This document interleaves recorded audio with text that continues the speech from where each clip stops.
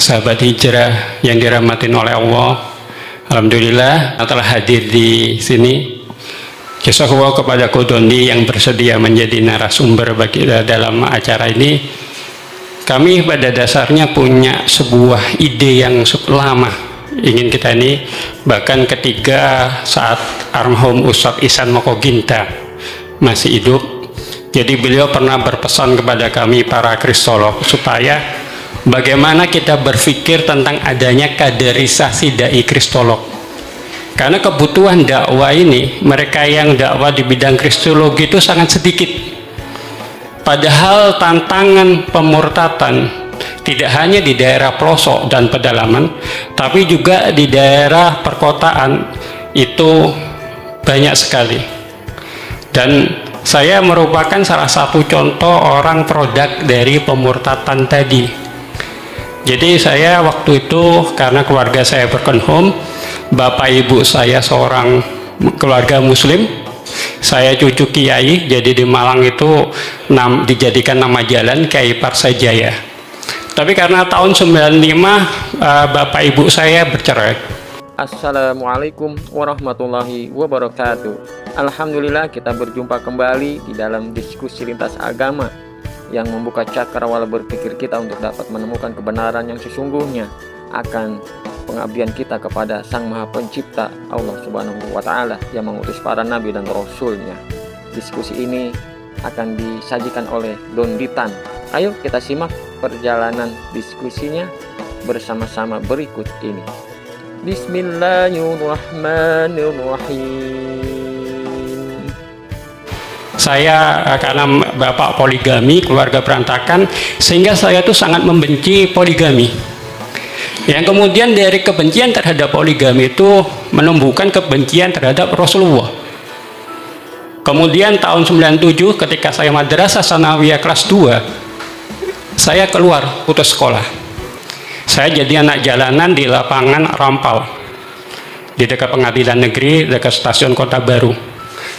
Misionaris, kan Malang itu kalau daerah Malang Batu dan sebagainya itu ada sekolah Alkitab. Jadi itu kaderisasi misionaris di sana. Sedangkan Malang Selatan, daerah Donomulyo, Paga dan sebagainya itu daerah pemurtatan. Pemurtatan ke anak jalanan itu juga gencar sekali. Tapi ketika ada misionaris dari Kristen Katolik maupun dari Kristen Protestan yang ingin mengajak saya masuk ke agama mereka, saya menolak. Karena alhamdulillah saat itu ketika saya dilahirkan dari keluarga Islam dan kemudian saya minimal madrasah sanawiyah, kemudian saya membaca bukunya Kiai Haji Mudori tentang dialog ketuhanan Yesus Kristus, di mana saat itu diskusi antara Kiai Haji Bauden Mudori dengan Antonius Viduri, seorang Katolik, itu sekitar 7 hari atau sampai 9 hari, itu akhirnya Antonius Viduri itu masuk Islam. Jadi di buku tersebut itu sudah membantah doktrin iman Trinitas. Ketika orang Katolik maupun Protestan mengajak saya masuk Kristen, saya menolak. Tapi kemudian di tahun 98 saya ketemu saudara angkat saya, orang Cina, namanya Dadang Wijiono. Dia membawa sebuah ajaran unik yang saya juga baru dengar. Ajaran Kristen, tapi yang dipopulerkan bukan Trinitas. Kalau Katolik, Protestan itu kan kita kenal dengan Trinitas, Allah Bapa, Yesus Kristus dan Roh Kudus, satu pribadi yang tunggal. Kalau ini justru ajarannya hampir mirip dengan Islam. Yang pertama, mereka mengatakan bahwa Yesus Kristus, Allah Bapa dan Roh Kudus itu 3 pribadi yang berbeda tapi satu tujuan. Yang kedua, kalau Katolik dan Protestan itu mengakui bahwa semua manusia sejak Nabi Adam keluar dari surga itu semua manusia menanggung dosa waris Adam. Yesus lahir ke dunia ini disalib untuk menebus dosa. Tapi ajaran ini mengatakan bahwa semua manusia menanggung dosanya sendiri. Ada hisab. Sama nggak dengan Islam? Kemudian kalau Katolik Protestan mereka sakramen pakai anggur, minuman yang memabukkan sebagai lambang darah Yesus. Kemudian roti tak berlagi sebagai lambang daging Yesus. Tapi di ajaran ini mengatakan bahwa minuman memabukkan haram. Sama nggak dengan Islam? Nah, kemudian mereka juga memperbolehkan poligami. Bahkan pendiri gerejanya konon katanya sampai 40 istrinya. Tapi kemudian karena desakan politik Amerika, akhirnya poligami dilarang di Amerika Serikat. Gerejanya adalah gereja Yesus Kristus dari orang suci zaman akhir atau Kristen Mormon. Dan saat itu saya melalui proses bukan bagi-bagi mie instan atau apa, tapi melalui proses brainwashing. Saya pun selama 11 tahun menjadi misionaris. Sasaran saya adalah mahasiswa, aktivis-aktivis Islam. Saya selalu memperkenalkan ke mereka la ilaha illallah. Seperti kata Khalil Gibran, seorang penyair dari Lebanon, dia Kristen Maronit. Pasti di sini banyak kenal Khalil Gibran. Banyak yang menyangka Khalil Gibran orang Islam, padahal bukan. Dia orang Kristen Maronit. Khalil Gibran mengatakan, katakanlah la ilaha illallah, tapi tetaplah Kristen. Saya sebenarnya saya menulis sebuah buku yang kelima. Saya terinspirasi kemarin Lebaran Ramadan kemarin, Godondi ngejak saya pokes, ada beberapa yang saya titik poin. Saya menulis sebuah buku yang kelima, itu judulnya Al-Quran versus Alkitab. Manakah firman Allah yang sebenarnya? Karena sama-sama mengklaim kitab suci, tapi manakah yang benar dari Allah? Ternyata untuk membahas ini tidak cukup satu kali pertemuan Godondi gitu, karena banyak kaitannya, sehingga saya berpikir ini, saya izin berdiri ya. Jadi saya memutuskan untuk kami membagi berapa sesi, karena ini misi kami adalah kaderisasi dari kristolog, dan saya udah berusaha mengundang masjid-masjid sekitar sini, beberapa organisasi gitu, dan yang menyatakan hadir sebenarnya 50 orang lebih, tapi ya kita bersyukur masih ada yang hadir gitu. Tapi kan di sini ada dari channel Godondi, terima kasih, ada dari Ngaji Cerdas, dari Wakaf TV, sehingga siar kita akan terus berlanjut. Jadi di sini saya mengambil sebuah judul, benarkah Allah dalam Alkitab, Bible, dan Al-Quran adalah Allah yang sama? Saya teringat ketika saat itu di Arimatea, saya kan dulu setelah masuk Islam saya gabung di Arimatea Malang. Di situ ada beda buku dialog lintas agama antara Frans Donald, Dr. Cahyadi Nugroho, mereka dari Kristen Unitarian, dan dari teman-teman Arimatea. Fran punya buku yang berjudul Allah dan dalam Alkitab dan Al-Quran sesembahan yang sama atau berbeda.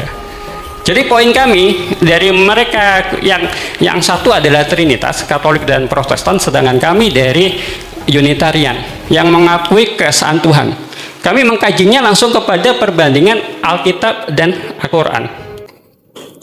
Nah, di sini saya mencoba untuk menguji, benar nggak Allah dalam Alkitab dan Al-Quran itu satu pribadi yang sama, satu zat yang sama, atau berbeda? Maka di sini salah satu yang saya jadikan landasan adalah dari Ali Imran ayat 3 dan 4. Karena apa? Karena ini ada tujuannya, kita ini adalah kajian kristologi untuk kalangan muslim. Karena berapa kali ada teman saya ketika saya menyebar undangan dan ada yang WA, wah kajian-kajian seperti ini memecah kerukunan umat beragama, kajian seperti ini penistaan agama dan sebagainya. Kami katakan tidak. Kami di sini berusaha untuk memberikan edukasi kepada teman-teman muslim supaya mereka semakin yakin terhadap kebenaran Al-Quran, kebenaran Nabi Muhammad sebagai Rasul dan keesaan Allah. Karena bisa jadi teman-teman kita walaupun mereka lahir muslim, tapi mungkin keyakinannya terhadap Islam kurang kuat, akidahnya mungkin lemah, sehingga saya bisa dimurtadkan salah satunya gitu. Itu. Di sisi lain mungkin ada yang ingin mengenal Islam. Teman-teman yang non muslim ingin mengenal Islam, lah bagaimana kita bisa memberikan yang benar kepada mereka secara intelektual, tapi juga ada berdasarkan Al-Qur'annya. Karena mereka berasal dari agama yang lain, khususnya di sini Kristen, kita sajikan Alkitabnya. Jadi kita bukan untuk memecah belah umat, tapi bagaimana kita mengkaji Islam dengan cara yang benar, bagaimana kita berdebat dengan baik. Tapi intinya dalam Islam tidak ada paksaan, dalam memeluk suatu agama. Jadi di sini dalam surat Al-Imran ayat 3 dan 4 ditegaskan bahwa Taurat, Injil, Al-Quran itu semuanya berasal dari Allah sebagai petunjuk bagi manusia. Bahkan Al-Quran membenarkan kitab-kitab sebelumnya. Nanti kita pasti akan berpikir, akan ada pertanyaan, Alkitab yang mana nih?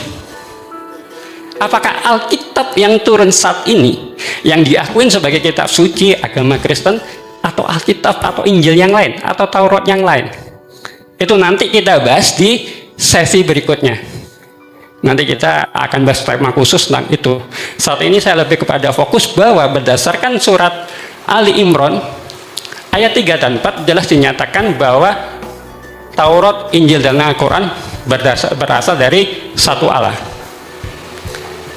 Ini dia menurunkan kitab Al-Quran kepada Muhammad yang mengandung kebenaran, membenarkan kitab-kitab sebelumnya, dan menurunkan Taurat dan Injil sebagai petunjuk bagi manusia, dan dia menurunkan Al-Furqan.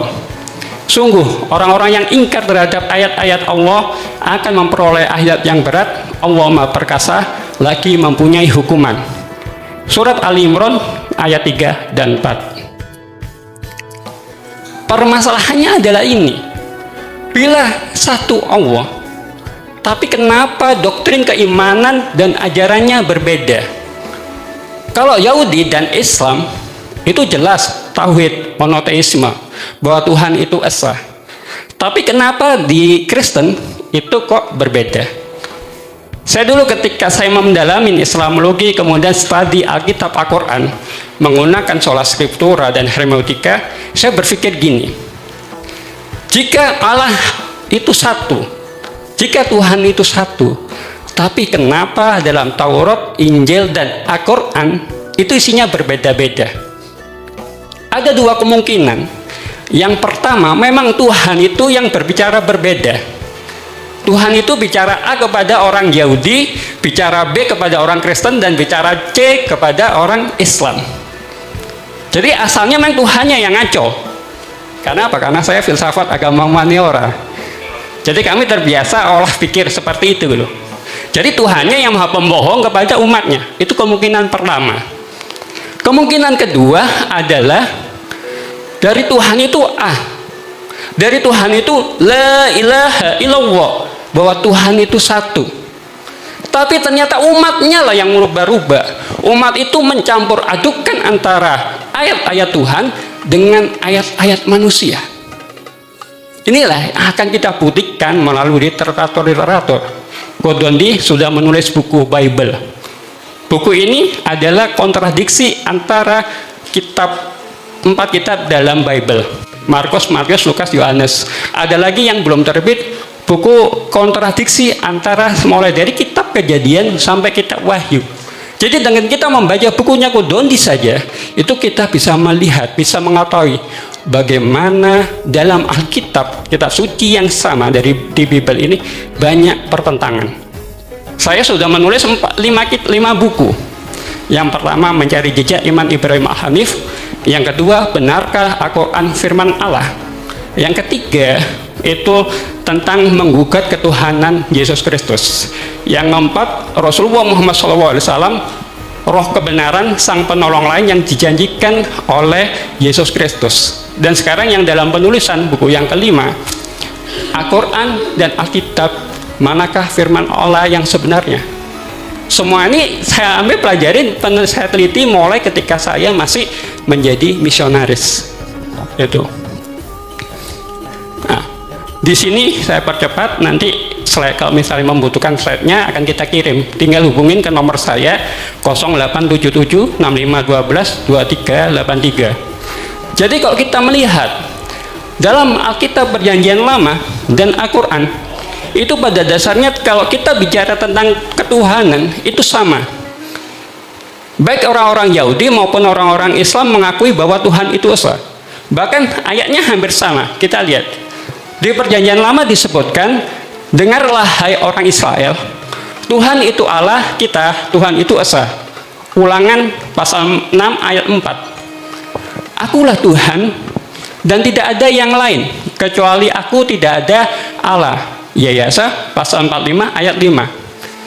Alkitab, Al-Qur'annya, katakanlah dia Allah yang Maha Esa, Allah tempat bergantung.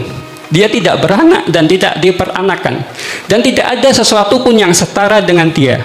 Surat Al-Ikhlas 1-4. Sama nggak intinya? Berapa Tuhan yang disebutkan di sini? 1. Kemudian engkau diberi melihatnya untuk mengetahui bahwa Tuhanlah Allah, tidak ada yang lain kecuali Dia. Ulangan pasal 4 ayat 35. Selanjutnya, jangan ada padamu Allah lain di hadapanku. Jadi kita itu tidak boleh mempersekutukan Allah Bapa. Ini kata Alkitab. Jangan membuat bagimu patung yang menyerupai apapun yang ada di langit di atas, atau apa yang ada di bumi di bawah, atau yang ada di dalam air di bawah bumi. Jangan sujud menyembah kepadanya atau beribadah kepadanya. Kitab Keluaran pasal 20 ayat 3 dan 5. Al-Qur'annya, Allah sekali-kali tidak mempunyai anak dan tidak ada Tuhan yang lain besertanya. Surat Al-Mu'minun ayat 91. Tidak ada Tuhan yang berhak disembah melainkan Dia yang Maha Hidup, yang terus-menerus mengurus makhluknya. Surat Al-Baqarah ayat 255. Sama enggak? Berapa Tuhan kita? 1. Kemudian Alkitab Perjanjian Lama, akulah yang terdahulu dan akulah yang kemudian, tidak ada Allah selain daripadaku. Yesaya pasal 44 ayat 6. Kemudian, sebelum aku tidak ada Allah dibentuk, dan sesudah aku tidak akan ada lagi. Akulah Tuhan yang tidak ada juru selamat selain daripadaku. Yesaya pasal 43 ayat 10-11. Kita kembali lagi ke Al-Quran. Dialah yang awal dan yang akhir, yang zahir dan yang batin, dan Dia Maha mengetahui segala sesuatu. Surat Al-Hadid ayat 3.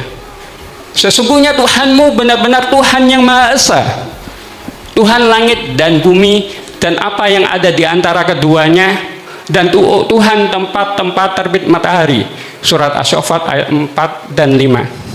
Jadi kalau dikaji pada dasarnya antara Alkitab Bible ini, baik Perjanjian Lama maupun Baru dan Al-Quran, itu ada ayat-ayat yang setara dan serupa. Sampai Anis Soros itu teman debatnya Ahmad Dedat. Dia menulis buku Kebenaran yang diungkapkan. Anis Soros mengatakan bahwa Nabi Muhammad itu tidak menerima wahyu dari Allah. Tapi Nabi Muhammad itu belajar kepada orang-orang Kristen pada zamannya, belajar tentang Alkitab bahasa Arab, dan kemudian dikutip ke dalam Al-Quran. Kan ada Buhairo, ada Waraqah bin Nawfal, dan yang lainnya. Itu dianggap bahwa Nabi Muhammad belajar ke mereka, kemudian mengutip ayat-ayat Alkitab dijadikan Al-Quran, karena banyak ayat-ayat yang sama. Ini sudah saya bantah dalam buku saya yang kedua, Benarkah Al-Quran bukan firman Allah? Permasalahannya di sini, kontraduksi doktrin keimanan dalam Alkitab Perjanjian Baru. Jadi menurut Simon, seorang suci Yahudi, dia mengatakan ketika Yesus mau disunat, dibaptis, dia mengatakan bahwa Yesus Kristus ini adalah simbol perbantahan. Akan banyak orang yang akan ditinggikan derajatnya, diselamatkan oleh Yesus, tapi juga akan banyak orang yang disesatkan oleh Yesus. Pada kenyataannya dalam Alkitab itu catatan tentang kehidupan Yesus nggak lengkap. Kalau Nabi Muhammad dalam Sirah Nabawiyah jelas sekali bagaimana beliau masa kecil, bagaimana masa remaja sampai dewasa, berapa istrinya sampai beliau meninggal, ada catatan sejarahnya di Sirah Nabawiyah. Tapi soal Yesus ada fase-fase hidupnya yang hilang, yang tidak tertulis. Itulah yang menjadikan simbol perbantahan. Jadi dalam Alkitab yang tadi sudah saya sebutkan, dalam Alkitab Perjanjian Lama dan Al-Quran sudah sepakat Tuhan itu esa. Tapi dalam Perjanjian Baru terdapat kontradiksi, perselisihan tentang keesaan Tuhan. Padahal Yesus mengakui bahwa Dia menggenapin Taurat. Janganlah kamu menyangka bahwa aku datang untuk meniadakan hukum Taurat atau kitab para nabi. Aku datang bukan untuk meniadakannya, melainkan untuk menggenapinya. Karena aku berkata kepadamu, Sesungguhnya selama belum lenyap langit dan bumi ini, satu iota atau satu titik pun tidak akan ditiadakan dari hukum Taurat sebelum semuanya terjadi. Matius pasal 5 ayat 17 sampai 18. Jadi jelas Yesus itu dia tidak meniadakan hukum Taurat. Harusnya ketika dalam Taurat mengatakan Tuhan itu esa, Yesus pun mengajarkan yang sama. Lebih mudah langit dan bumi lenyap daripada satu titik dari hukum Taurat batal. Lukas pasal 16 ayat 17. Nah, ini dasar-dasar kenapa Yesus dituhankan. Yang pertama, pada mulanya adalah firman. Firman itu bersama-sama dengan Allah, dan firman itu adalah Allah. Firman itu telah menjadi manusia dan diam di antara kita. Ayat ini dianggap menyatakan bahwa Yesus itu 100% Allah, 100% manusia. Kemudian Thomas menjawab, "Dia ya Tuhanku dan Allahku." Yohanes pasal 20 ayat 28. Ada salah satu buku yang menarik dari Frank Donald. Yesus Kristus, dia bukan Tuhan tapi malaikat. Jadi kami yang memahami yang dulu, saya kan termasuk Kristen Unitarian yang mengakui bahwa Allah itu satu. Tapi kami di Unitarian, masing-masing gereja itu berpikir Yesus sebagai apa? Apakah dia sebagai Rasul, sebagai Juru Selamat, atau sebagai apa? Bingung menjawabnya. Kalau orang-orang Katolik dan Protestan, seperti kata ini salah satu teman saya juga mualaf, dia mengatakan bahwa kalau orang menjelaskan tentang Trinitas itu jelimetnya setengah mati. Nah, kalau kami dari kubu Unitarian menjelaskan tentang Yesus ini yang bingung setengah mati, gitu. Sebab dalam dialah berdiam secara jasmania seluruh kepenuhan kealahan. Kolose pasal 2 ayat 9 menegaskan seluruh keilahian berdiam dalam Yesus secara fisik, yaitu tadi 100% Allah, 100% Yesus. Jadi nanti mungkin Ko Doni bisa menjelaskan tentang Trinitas, karena saya bukan orang Trinitas. Saya tidak memahami secara detail tentang Trinitas tadi. Kenapa? Karena saya beriman bahwa Tuhan itu esa. Walaupun nanti kenapa yang tadinya saya masuk Kristen Mormon, akhirnya saya masuk Islam, nanti saya jelaskan. Nah, baptislah mereka dalam nama Bapa dan Anak dan Roh Kudus. Matius 28 pasal 28 ayat 19. Inilah dasar Trinitas. Nah, ini intinya banyak ayat yang dianggap mendukung ketuhanan Yesus merupakan tafsir, bukan pernyataan langsung dari Yesus Kristus. Jadi ini yang ngomong bukan Yesus Kristus. Ini adalah pemahaman gereja mereka, kemudian dijadikan doktrin iman saat ini. Nah, yang ini ketawitan Allah dalam Alkitab Perjanjian Baru, Bible Perjanjian Baru. Inilah yang menjadi dasar bagaimana munculnya Kristen Unitarian. Mereka yang meyakinin bahwa Allah itu esa. Jawab Yesus, hukum yang terutama ialah, dengarlah hai orang Israel, Tuhan Allah kita, Tuhan itu esa. Markus pasal 12 ayat 29. Kemudian ini yang paling sering saya berikan ke teman-teman, Yohanes pasal 17 ayat 3. Inilah hidup yang kekal, karena mereka telah mengenal Engkau satu-satunya Allah yang benar, dan mengenal Yesus Kristus yang telah Engkau utus. Inilah kalimat syahadat dalam Kristen, bahwa mereka mengakui bahwa Allah itu esa, satu-satunya Allah yang benar, dan kemudian Yesus Kristus yang telah Engkau utus. Nah, tidak ada Allah lain selain daripada Allah yang esa. Namun bagi kita hanya ada satu Allah saja, yaitu Bapa, yang ada padanya berasal segala sesuatu, dan untuk Dia kita hidup. 1 Korintus pasal 8 ayat 4 dan 6. Engkau percaya bahwa hanya ada satu Allah saja, tetapi setan-setan yang juga percaya akan hal itu, dan mereka gemetar. Yakobus pasal 2 ayat 19. Jadi ini tentang keesaan Yesus. Maaf karena waktunya pendek, saya percepat. Nah, ini kalau Trinitas itu adalah Allah Bapa, Yesus, dan Roh Kudus, satu pribadi yang tunggal. Sedangkan ini adalah doktrin keimanan Mormon, gereja Yesus Kristus dari orang-orang suci zaman akhir, di mana Joseph Smith, dia saat itu meyakini bahwa semua gereja jatuh dalam kemurtatan. Gereja yang ada saat ini tidak lagi menjalankan perintah Yesus Kristus, sehingga dia menyendiri di sebuah hutan, kemudian dia didatangin oleh Allah Bapa dan Yesus dalam dua rupa orang yang kembar yang bisa dilihat oleh mata manusia. Itulah yang kemudian membuat saya tidak percaya dengan doktrin keimanan Mormon, sehingga 2005 saya keluar dari gereja Mormon, saya memeluk Unitarian. Kenapa? Karena pada dasarnya ada sebuah kisah yang mirip antara Islam dan Kristen, antara perjanjian dalam kitab Kejadian dengan Al-A'raf. Apa itu? Kisah di mana Nabi Musa ingin melihat wajah Allah. Ketika Allah baru menampakkan wajahnya, atau kalau dalam redaksi Kejadian di tangannya, kita nggak bisa melihat wajah Allah. Musa pun pingsan, gunung meletus. Kisah yang sama ada dalam Kejadian maupun dalam Al-A'raf. Itu yang membuat saya yakin bahwa Tuhan tidak bisa dilihat. Jadi walaupun Kristen tauhid mengaku, aku juga, saya dulu gini, ketika orang bilang murtad itu dosa, saya bantah.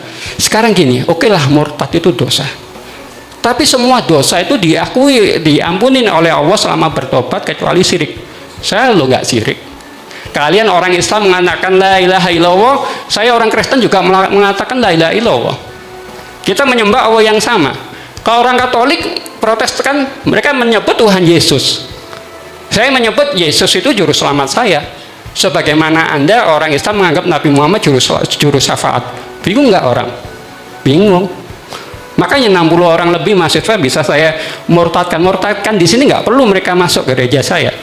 Yang penting mereka Islam, kemudian mereka menganggap semua agama sama, selesai sudah. Kenapa? Karena mereka mengingkari inna dinna inda wa Islam. Al-Quran jelas menegaskan, firman Allah jelas menegaskan, satu-satunya agama yang diridhoi di sisi Allah adalah Islam. Tapi kemudian kok ada orang yang mengatakan bahwa semua agama benar. Kalau semua agama mengajarkan kebaikan, itu setuju. Tapi kalau semua agama benar, perlu kita kaji ulang. Itu. Baik. Udah waktu? Sudah. Nah, tunggu satu hal lagi. Inilah dasarnya kenapa kita yakin Tuhan itu esa. Ini kisah ketika Yesus Kristus dibaptis oleh Yohanes Pembaptis. Jadi di sini jelas Yesus di dalam kolam air, ada burung merpati yang melambangkan Roh Kudus dan suara dari surga. Jadi intinya, kenapa saya yakin saat itu bahwa Yesus Allah Bapa dan Roh Kudus bukan pribadi yang tunggal dari kisah ini. Ya. Dan di sini adalah persamaan antara Alkitab dan Al-Quran, yang intinya bahwa dalam Alkitab juga dikatakan bahwa Yesus mengakui dirinya Rasul. Ya. Nanti bisa diminta slide-nya kepada saya. Mungkin demikian dari saya. Jika memang ada kebenaran, itu semuanya dari Allah. Jika ada kesalahan, itu karena kekhilafan saya, mohon dimaafkan. Assalamualaikum warahmatullahi wabarakatuh. Waalaikumsalam warahmatullahi wabarakatuh. Syukran jazakallah khairan Ustadz Anton atas pemaparannya, luar biasa ya, sangat menggugah keimanan kita dan semakin membuat kita yakin akan kebenaran Islam sebagai agama satu-satunya yang Allah terima. Selanjutnya kita undang dan kita persilahkan yang sama-sama kita hormati dan muliakan Koh Dondi untuk memaparkan materinya. Kepada beliau falyatafaddal masykura. Langsung saya ngomong? Baik. Bismillahirrahmanirrahim. Beda ya suaranya ya. Kompas banget suara saya. Assalamualaikum warahmatullahi wabarakatuh. Innalhamdulillah nahmaduhu wa nasta'inuhu wa nastaghfiruhu wa na'udzu billahi min syururi anfusina wa min sayyiati a'malina may yahdihillahu fala mudhillalah wa may yudlil fala hadiyalah. Asyhadu an la ilaha illallah wahdahu la syarikalah wa asyhadu anna Muhammadan abduhu wa rasuluh. Allahumma sholli wa sallim wa barik ala sayyidina Muhammadin wa ala alihi washabihi ajmain. Amma ba'd. Alhamdulillahirabbil alamin. Senang sekali saya bisa berada di sini dengan Bapak Ibu. Mohon maaf Pak kalau saya duduknya lebih tinggi Pak, mohon maaf Pak ya. Oh, ada yang lebih tinggi dari saya ternyata di belakang. Alhamdulillah. Senang sekali saya tadi sudah menyimak pemaparan dari saudara saya Anton Kristiono ya. Biasa Pak, kalau namanya pendebat itu pasti ada aja yang didebat Pak nanti Pak ya. Dari pemaparan sesama pendebat nanti kita sama-sama berdebat bisa mendebat lagi Pak. Itu namanya pendebat, memang sudah Sudah apa ya, wataknya begitu kali ya. Tetapi walau bagaimanapun, walaupun di antara apologet Islam ada perbedaan, tidak apa-apa. Yang penting kita arahnya satu, kita mengajak orang untuk bertauhid. Ya, betul ya. Saya ingin mengkritik, boleh ya? Nah, ini saya punya pendapat sendiri tentang apa yang sudah dipaparkan oleh Mas Anton tadi. Kalau awal-awal Mas Anton menulis Alkitab sebagai kitab sucinya orang Kristen, mereka mau sebut kitab suci mereka dengan sebutan Alkitab, itu hak mereka, Pak. Tapi kita sebagai orang Islam jangan sebut kitab mereka Alkitab. Kenapa, Pak? Karena Al-Quran kita nama lainnya juga Alkitab. Betul? Nah, satu. Yang kedua, tadi Mas Anton juga masih menyebut-nyebut ada istilah tulisannya kan ALLAH. Di kitab mereka menulis Allah gitu tulisannya, Pak. Ya, saya bacanya Allah, Pak, karena di kitab mereka nggak ada tasdidnya, Pak. Ya, saya bacanya Allah. Nah, kita harus belajar basicnya dulu, Pak.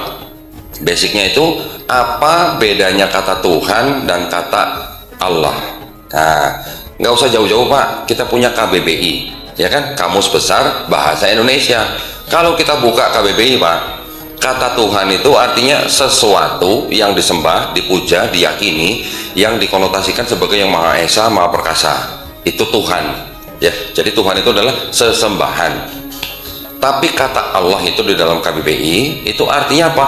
Nama Tuhan dalam bahasa Arab. Nah, berarti sesembahan itu punya nama. Namanya siapa? Allah. Itu menurut KBBI, ya Pak ya. Jadi kalau di dalam kitabnya orang Kristen menulis kata Allah tapi bukan sebagai nama, berarti tidak sesuai dengan KBBI. Nah, itu kritik pertama saya kepada mereka. Saya dan teman-teman dari Jawa Timur banyak kan, kami sekarang sedang tetap berusaha nih, sebenarnya sudah tahun lalu, tapi karena kita melihat suasana politik di Indonesia, jadi kami masih mencari waktu yang tepat untuk melakukan upaya kita untuk menuntut supaya Bible-nya orang Kristen itu tidak ada kata Allah, atau kalau mereka mau pakai kata Allah, gunakan secara tepat. Secara tepatnya sesuai dengan kaidah bahasa Indonesia. Kaidah bahasa Indonesia apa dong? KBBI, ya kan? Yang kedua, juga mengikuti kaidah bahasa Arab. Bahasa Arab, orang Arab aja, mau Islam mau Kristen, mengakui bahwa kata Allah itu adalah nama Tuhan, gitu. Ya, mau Kristen mau Islam di Arab, mereka juga menyebut Allah sebagai nama Tuhan. Buktinya apa? Oh, di sini kita di Indonesia, kalau yang dari pesantren pasti tahu yang namanya Kamus Al-Munjid, ya. Betul ya? Di dalam Kamus Al-Munjid itu yang menyusun orang Kristen loh, Pak. Pendeta Louis Makluf namanya, ya. Di dalam kamus tersebut didefinisikan kata Allah sebagai apa? Ismu. Ismu apa? Nama. Ismu al-zat, al-wujud, al-wajib. Berarti nama daripada sebuah esensi pribadi yang apa? Yang ada dan selalu ada. Betul, Ustaz ya? Itu orang Kristen Arab gitu. Sekarang orang Yahudi Arab gimana? Sama aja. Orang Yahudi Arab mentransliterasikan, ya, kata yang disebut dengan Adonai atau Hashem. Kata Adonai atau Hashem itu untuk mewakili 4 huruf suci di dalam tradisi bahasa Yahudi, untuk mewakili Tuhan yang Maha Esa. Tuhan yang Maha Esa itu di dalam kitab mereka tertulis huruf Ibrani-nya Yod, He, Vav, He. Itu adalah satu dari 7 nama Tuhan di dalam kitabnya orang Yahudi, ya Pak ya. Mereka mengenal apa? El, Eloh, Eloah, Elohim, El Shaddai, kemudian Yod, He, Vav, He, baru Zebaot, 7 nama. Nah, dari 7 nama itu yang nomor 6 yang 4 huruf itu yang paling suci. Mereka dilarang menyebutkan secara sembarangan, makanya mereka harus mengganti dengan sebutan apa? Adonai atau Hashem, ya. Nah, kata yang paling suci itu oleh ulamanya Yahudi, Pak, diterjemahkan ke dalam bahasa Arab menjadi apa? Allah. Berarti orang Yahudi Arab taunya nama Tuhan itu Allah dalam bahasa Arab. Orang Kristen Arab taunya Allah juga nama Tuhan. KBBI juga nama Tuhan. Undang-Undang Dasar 1945 pembukaan atas rahmat Allah juga, ya, bukan atas rahmat Tuhan, ya. Pancasila kita sila pertama apa? Ketuhanan, bukan kealahan kan. Nah, itu bukti juga bahwa Allah itu adalah nama. Tuhan sebutan. Jadi kalau Tuhan itu generic name, nama atau sebutan, title. Allah adalah apa? Proper name atau nama pribadi daripada Tuhan itu. Jadi kalau saya mau lihat apa namanya kata Allah di dalam Bible, tadi kan Mas Anton sebutin ada ayat di Keluaran 20 ya. Jangan ada Allah lain. Nah, berarti Allah di situ kan bukan nama tapi sebutan. Itu yang tidak cocok dengan Quran dan Islam. Dan banyak yang lain tadi saya sudah sebutin. Nah, ini kritik ya. Mudah-mudahan nanti Mas Anton juga bisa bergabung dengan kita, teman-teman di Jawa Timur yang sedang mengupayakan untuk menggugat penghapusan kata Allah di dalam Bible ya. Terus tadi Mas Anton banyak memberikan perbandingan antara ayat-ayat di dalam Bible yang setara dengan Quran, luar biasa. Mungkin saya nanti bisa tambahkan sedikit-sedikit aja ya mengenai tadi yang Ulangan 6 ayat 4 itu bahasa Ibraninya Shema Israel, Adonai Eloheinu, Adonai Ehad. Familiar Pak? Kita bacanya apa? Qul huwallahu ahad. Ahad, ehad, sama. Bahasa Arab, bahasa Yahudi, bahasa Aramaik itu bahasa yang serumpun, sama seperti kita dan Malaysia lah. Orang Malaysia ngomong kita paham ya. Paling dikit-dikit aja bingung apa tuh, pusing-pusing gitu. Kita di sini pusing-pusing nyari bodrek, di sana pusing-pusing jalan-jalan. Tapi mirip-mirip. Kalimatnya itu mirip-mirip. Orang Yahudi kalau dengerin orang Arab ngomong, mereka paham, Pak. 50% sama kata-katanya. Mereka paham, cuman kalau mau ngomong mungkin agak susah gitu ya. Nah, apa namanya? Qul huwallahu ahad itu sama dengan Adonai Eloheinu, Adonai Ehad. Saya tambahin di Bilangan 23 ayat 19 itu ada kalimat begini. Kalau tulisannya Allah ya, tulisannya, tapi saya bacanya Tuhan. Tuhan bukan manusia. Tuhan bukan anak manusia. Sama dengan Quran surat Al-Ikhlas ayat ketiga, lam yalid walam yulad. Nah, ada lagi di Keluaran 9 ayat 14. Tidak ada sesuatu apapun yang serupa dengan aku di bumi. Sama nggak Pak? Dengan walam yakullahu kufuwan ahad. Sama, ya kan? Nanti ada lagi di Ayub 9:32, Tuhan bukan manusia. Hosea 11 ayat 9, Tuhan bukan manusia. Nanti di Ayub 37:16, Tuhan maha tahu. Di Keluaran 33:20, tidak ada yang dapat hidup memandang wajahku. Tadi Mas Anton cerita ya tentang cerita Nabi Musa di sana. Terus ada lagi nanti di Maliaki 3 ayat 6, Tuhan tidak berubah. Semua ayat-ayat yang tadi saya sebutkan itu sudah jelas buat orang Yahudi bahwa Tuhan itu tidak mungkin jadi manusia ya, bukan manusia, bukan anak manusia. Bagaimana ceritanya tiba-tiba bisa jadi Yesus ya, di dalam Kristen gitu ya kan ya. Itu yang sering saya pertanyakan kepada orang-orang yang datang ke saya yang sedang nanyain Babel mereka sendiri malah gitu. Ya, jadi ilmu Kristologi ini memang buat saya dan teman-teman yang bergerak di bidang Kristologi ini merupakan sebuah alat dakwah yang sangat-sangat efektif. Efektif dalam arti memperlihatkan apa yang ada di dalam kitab mereka, membuktikan kebenaran apa dalam kitab mereka, tapi juga membuktikan ada kesalahan apa dalam kitab mereka.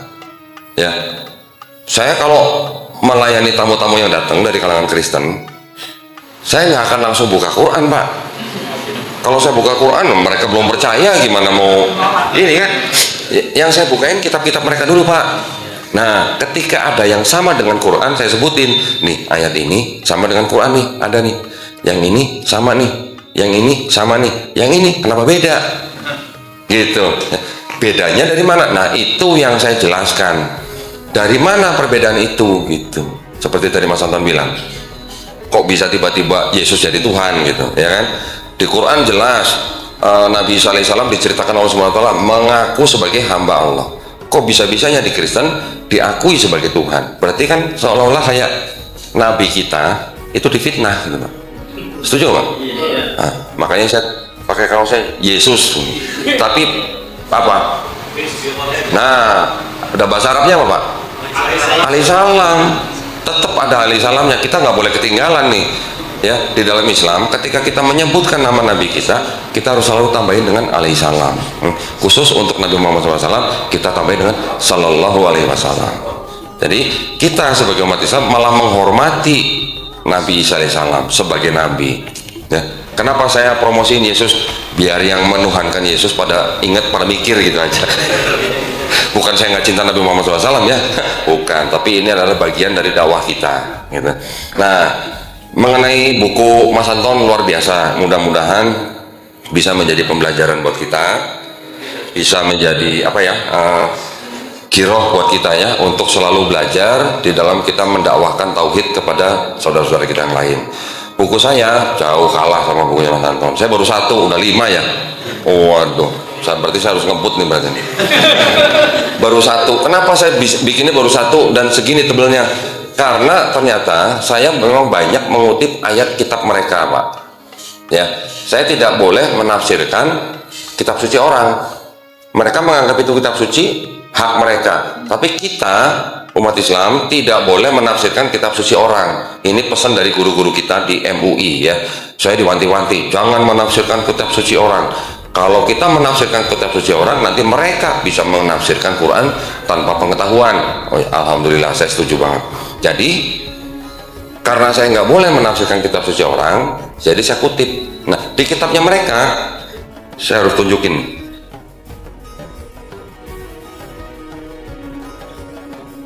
Di kitabnya mereka di depan nih ada aturan, dilarang mengutip ayat-ayat di dalam kitab ini kalau untuk komersil lebih dari 500 ayat. Kalau untuk non komersil tidak boleh lebih dari 1000 ayat. Nah, sedangkan saya punya 275 kontradiksi. Kalau satu kontradiksi 4 ayat udah berapa, Pak? 1000 lebih ya. Jadi makanya saya pecah-pecah. Ini saya bikin jadi volume 1, nanti yang berikutnya volume 2, volume 3. Kalau saya jadiin 1, saya dituntut nanti. Nggak boleh mengutip di sini. Ada batasannya gitu ya. Ada kuotanya ternyata ngutip ayat gitu. Nggak apa-apa, kita ikutin ya. Karena ini baru 85 kontradiksi aja udah 200 halaman lebih gitu. Nah, kenapa? Alasannya apa saya membuat buku ini? Ternyata kalau di dalam sebuah kitab yang disebut dengan kitab suci ada yang namanya kontradiksi, boleh nggak disebut sebagai suci? Itu basic saya membuat buku ini ya. Ini baru kontradiksi nih, baru 1 kontradiksi. Apakah di dalam sebuah kitab kalau ada ayat yang tidak suci atau tidak otentik atau tidak sahih gitu lah. Kalau saya ngomong sahih, Bapak pasti langsung paham. Kalau ada ayat yang tidak sahih, apalagi nggak mutawatir gitu, bisa nggak disebut kitab suci? Nggak bisa. Berarti kalau begitu di mata kita orang Islam, kitab ini tidak lebih dari sebuah hadis yang apa? Hah? Sahih? Apa? Maudhu? Oh, bukan mungkar. Ya itu ya, maksud saya begitu. Karena kita punya standar yang tinggi, yang sangat-sangat tinggi. Ya, kalau Quran kita nggak usah nanya, itu murni firman Allah. Tapi kalau hadis kan kita punya standar tinggi. Ya, seorang Imam Bukhari aja untuk menentukan satu hadis itu sahih atau enggak, dia harus naik unta beratus-ratus kilometer hanya untuk satu hadis. Nah, ini bagaimana? Ketika kita bisa membuktikan bahwa di dalam sini nggak usah banyak-banyak lah, satu aja, satu ayat tidak otentik atau tidak asli gitu, bisa nggak disebut kitab suci? Gitu Pak ya. Nah, jadi kalau saya sebenarnya tidak terlalu ngoyo gitu Pak untuk membantah tentang ketuhanan Yesus ya. Saya tidak terlalu ngoyo karena apa Pak? Kalau saya ngoyo atau ngotot berdebat dengan pendeta sampai urat keluar gitu, pada ujung-ujungnya apa Pak? Kalau kita memperdebatkan Yesus itu Tuhan atau bukan, ujung-ujungnya apa? Lakum dinukum waliyadin kan. Mereka mau menyembah pohon pisang, memang kita boleh ngelarang? Kan nggak boleh ngelarang Pak ya. Mereka mau menyembah apa saja dan siapa saja kan itu hak mereka. Kita umat Islam sudah tahu lakum dinukum waliyadin. Nah, berarti ujung-ujungnya kalau mereka mau menyembah siapapun selain Allah, itu agama mereka, kita nggak boleh larang. Itu saya berpedoman pada itu ya. Tapi bukan berarti nggak penting.